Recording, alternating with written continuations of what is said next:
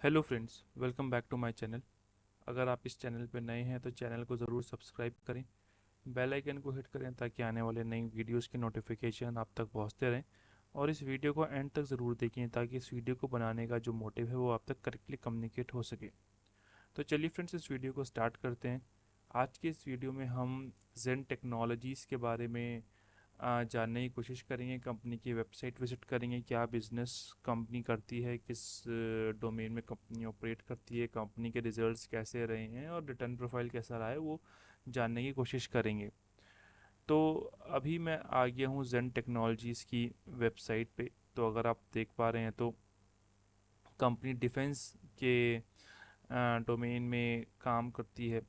Around 30 years से company काम कर रही है। 90% इनके जो कस्टमर्स हैं वो रिपीट कस्टमर्स हैं। तो ये बताता है कि का जो कंपनी के जो कस्टमर्स हैं, क्लाइंट्स हैं, उनका ट्रस्ट कंपनी में है और अराउंड 90% इनके रिपीट कस्टमर्स होते हैं।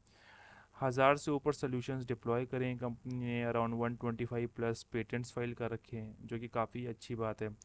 अब अगर कंपनी के बिजनेस की बात करें तो company drone solutions, combat training centres, fire ranges, live simulation, virtual simulation. तो अगर आप देखें तो पूरा डिफेंस एंड कॉम्बैट जो इनका एरिया है उसमें काम करते हुए अपनी सोल्यूशन प्रोवाइड करते हुए देखने को मिल जाती है। कंपनी की अगर फाइनेंशियल स्थिति के बारे में बात करें तो अगर हम देखें तो बहुत छोटी कंपनी है। अराउंड 25,000 करोड़ 26,000 करोड़ का, नॉट सॉरी सॉरी 2500 2600 करोड़ का मार्केट कैप है। ये भी अब जाके हुआ है। कंपनी अभी रिसेंटली स्मॉल कैप बनी है, इससे पहले तो माइक्रो कैप के रेंज में थी। कंपनी का अगर आप पीई देखें तो अराउंड 62 का है, पीबी रेशियो देखें अराउंड 9.2 का है। करंट जो अभी इसका मार्केट प्राइस चल रहा है अराउंड 137 रुपीज़ के करीब चल रहा है। तो ये तो जनरल फंडामेंटल पैरामीटर्स हो गए। अगर आप फेस वैल्यू देखें तो 1 रुपये की है। कंपनी की अगर हम फाइनेंशियल्स के ऊपर आ जाएं तो अगर आप देखें तो कंपनी का जो नेट इनकम जो है, सॉरी टोटल इनकम जो है, जो ऑपरेशन से कंपनी जनरेट कर पाती है, अगर आप लास्ट ईयर देखें तो अराउंड 15-16 करोड़ की थी, जो कि इस साल बढ़ के अराउंड 74 करोड़ हो गई है। आम, ये मैंने अभी जो डेटा ओपन कर रखा है क्वार्टरली बेसिस पे कर रखा है ताकि क्वार्टरली बेसिस पे हमें एक व्यू मिल सके। अगर आप प्रॉफिट आफ्टर टैक्स देखें, जो नेट प्रॉफिट होता है कंपनी का, तो अगर लास्ट ईयर मार्च की बात करें तो अराउंड 1.4 करोड़ का था, जो कि अब बढ़ के 17.27 करोड़ हो गया है। काफ़ी हेल्दी इंक्रीज प्रॉफिट में कंपनी जनरेट कर रही है। सेम चीज़ ही हमें ईपीएस में भी रिफ्लेक्ट होते हुए देखने को मिल जाएगी। तो वो नॉर्मल सी बात है।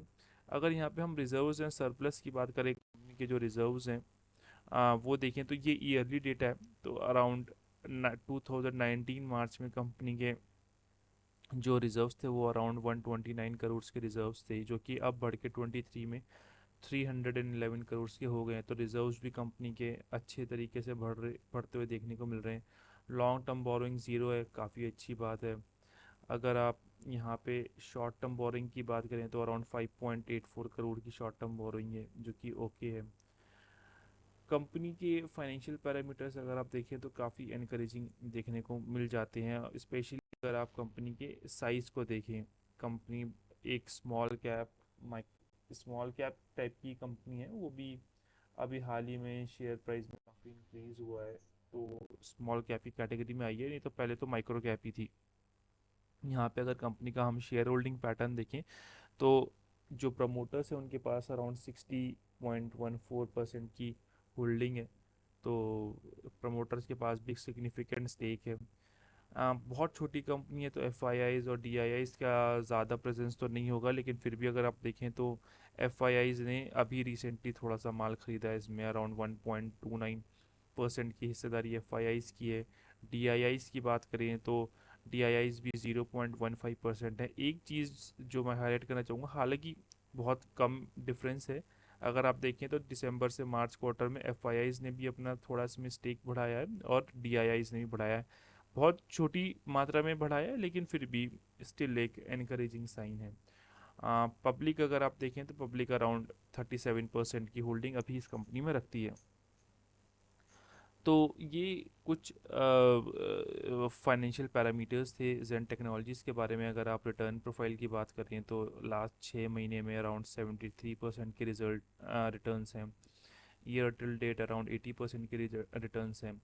तो ये रिटर्न्स देख के रिटेल इन्वेस्टर्स जो होते हैं वो बहुत एक्साइट हो जाते हैं, बट ऐसा नहीं होना चाहिए।